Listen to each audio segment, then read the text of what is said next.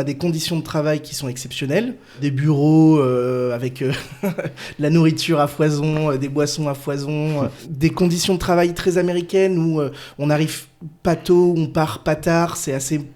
Je dirais pas que c'est mal vu de rester tard, mais c'est pas normal. Donc on va dire des conditions de travail qui sont à la fois hyper confortables d'un point de vue conditions au quotidien, mais aussi avec des salaires qui sont hyper intéressants.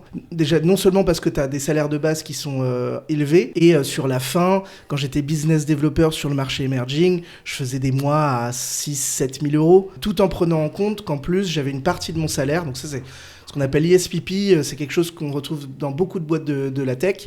Tu as une partie de ton salaire brut qui achète des actions à des prix très intéressants. Ouais, en gros, tu peux investir dans la société dans laquelle tu es à un prix préférentiel, directement avec un montant qui est prélevé sur ton salaire. Exactement, donc en fait, pour toi, c'est t'as rien à faire, quoi. Et puis, au bout de quelques années...